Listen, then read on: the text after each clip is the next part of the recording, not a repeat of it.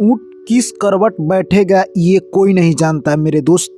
हम इंसान ज़िंदगी में ऊँट के बैठने का बहुत बेसब्री से इंतज़ार करते हैं, क्योंकि हम अपने कर्मों से भली भांति यानी परिचित थे। हम जानते हैं कि ऊँट अगर हमारी तरफ बैठा तो हमारी क्षति ही क्षति होगा।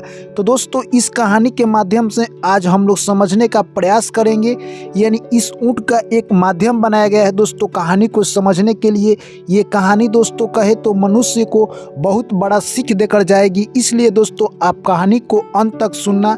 यानी दोस्तों, ये ऊँट हम लोगों को इस कहानी के माध्यम से बताता है कि आखिर मनुष्य कौन सा कर्म कर कर ऊँट को अपनी तरफ बैठने पर मजबूर कर देता है, यानी कहे तो विवश कर देता है, जिससे ऊँट उसी के तरफ बैठता है और उसका बहुत क्षति हो जाता है। यानी दोस्तों, मन में आपके ये भी ख्याल चल रहे होंगे कि यानी ऊँट का बैठने से इस कहानी में क्या तात्पर्य है। तो दोस्तों, कहानी को पूरा सुनने के बाद ही इस कहानी का रहस्य और इसके कुछ बहुत बहुमूल्य गुण आपको प्राप्त होंगे। तो चलिए दोस्तों, मेरे प्यारे भाई एवं बहनों, कहानी को हम शुरू करते हैं और आप लोग का एक प्यार और सपोर्ट की ज़रूरत है मेरे दोस्त। किसी को आगे बढ़ने के लिए यानी आप ही लोग का प्यार और सपोर्ट का ज़रूरत है, जो कि आप लोग ज़रूर देंगे। यानी चैनल को सब्सक्राइब कर लीजिए और ऑल नोटिफिकेशन को ऑन कर लीजिए मेरे दोस्त। चलिए कहानी को शुरू करते हैं। यह बात दोस्तों यानी प्राचीन युग की थी। एक गांव था, जिस गांव में दोस्तों बहुत सारे व्यापारी रहते थे। यानी कहे तो दोस्तों उस गांव को व्यापारी का हब कहा जाता था। यानी कहे तो दोस्तों वहां पर हजारों व्यापारी रहते थे। व्यापारियों में कंपटीशन चलता था दोस्तों, जिस तरह की आज की दुनिया में एक दूसरे लोगों के बीच कंपटीशन चलता था, उस जमाने में भी उस गाँव में कंपटीशन चलता था। यानी कहने का साफ मतलब है, एक लोग दूसरे लोग से आगा निकलना चाहते थे। वहाँ पर सभी व्यापारी यानी अपना जो भी व्यापार था उसे मार्केट ले जाकर बेचते। यानी कहने का मतलब साफ है दोस्तों कि वहाँ पर जैसे कि सोनार यानी कहे तो बढ़ई, कुम्हार, सब्जी बेचने वाला, दाल चावल बेचने वाला, इसी प्रकार के बहुत तरह के व्यापारी रहते थे। सभी व्यापारी अपने आप में सक्षम थे, क्योंकि वो पहले से अपना व्यापार शुरू कर चुके थे। वहीं पर दोस्तों एक किसान भी रहता था, जो कि अपने खेत की सब्जी बाजार ले जाकर बेचता। और एक कुम्हार भी था, यानी वो भी अपने मिट्टी का बर्तन बनाता और बाजार ले जाकर उसको बेचता। कुम्हार और किसान काफ़ी अच्छे दोस्त थे। वो दोनों के पास कहे तो दोस्तों मार्केट ले जाने के लिए कोई साधन नहीं था। वहाँ पे जो भी व्यापारी थे उनके पास ऊँट, बैलगाड़ी या चार चक्का हुआ करता था, उसी से अपना सामान ले जाकर मार्केट बेचते। दोस्तों, ये किसान और कुम्हार थे, इनके पास कोई साधन नहीं था। ये उतना सक्षम नहीं थे कि ये अपना खुद का गाड़ी खरीद पाए या कोई गाड़ी के माध्यम से अपना सामान मार्केट लेकर जाए। ये कभी कभी अगर हो सकता मार्केट गाड़ी बुक कर ले भी जाते तो इनका जो भी मुनाफा होता है यानी कहे तो उसी में समाप्त हो जाता, तो ये खुद से ही लेकर जाते।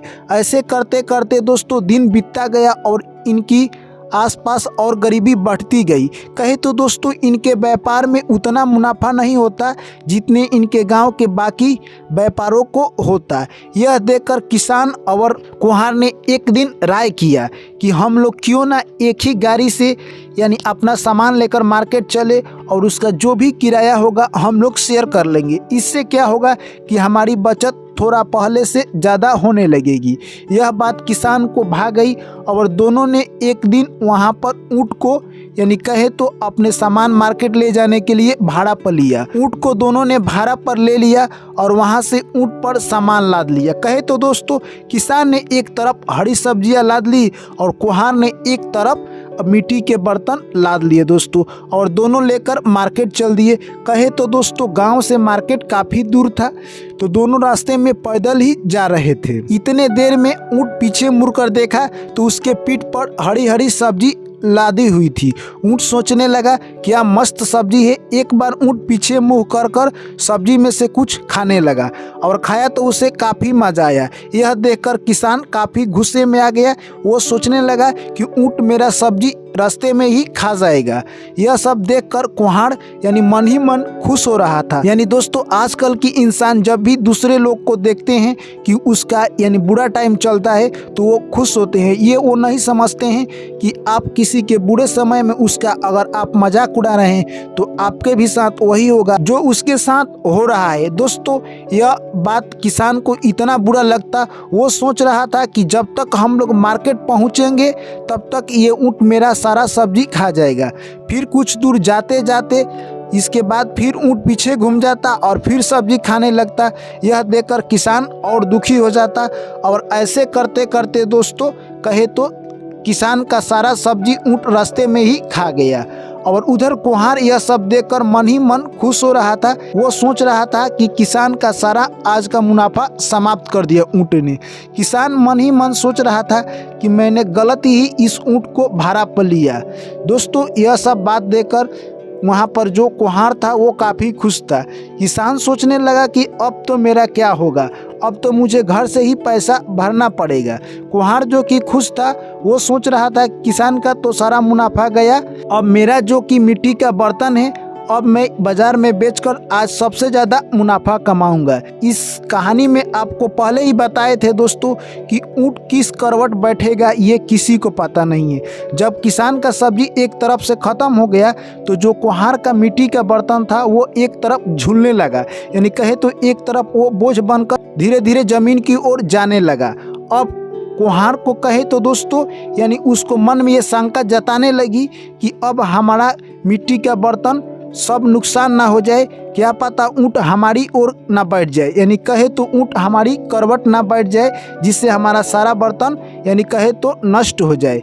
यह उसको अब चिंता सताने लगी। जितना वो पहले खुश था उससे ज़्यादा अब वो दुख हो गया क्योंकि उसे ये चिंता सता रही थी दोस्तों। इतने में ये सोचते सोचते बात दोस्तों कहें तो यानी मार्केट आ गया और वो लोग मार्केट में पहुंच गए। इतने में जैसे ही मार्केट पहुंचे यानी ऊँट जिस तरफ मिट्टी का बर्तन था उसी तरफ ऊँट बैठ जाता है दोस्तों। और इससे क्या होता है कि जो भी मिट्टी का बर्तन था वो सारा फूट गया दोस्तों और कुम्हार काफ़ी दुखी हुआ। दोस्तों इस कहानी के शुरू में ही हम आपको बताए थे ऊँट किस करवट बैठेगा ये किसी को मालूम नहीं है। जब यह बात कुम्हार के साथ हुआ दोस्तों तब उसको पता चला कि किसी के बुरा टाइम में उसका मजाक नहीं उड़ाना चाहिए। चाहे वो कोई भी व्यक्ति हो, अगर उसका बुरा टाइम चल रहा है तो उसके साथ हमें मजाक नहीं उड़ाना चाहिए। जिस तरह कुम्हार ने किसान के सब्जी ऊँट के द्वारा खाए जाने पर वह मजाक उड़ा रहा था और वो सोच रहा था कि किसान का ऊँट बहुत बड़ा नुकसान कर रहा है और मेरा कोई नुकसान नहीं करेगा, यानी ऊँट किस करवट बैठेगा ये उस वक्त कुम्हार को भी पता नहीं था।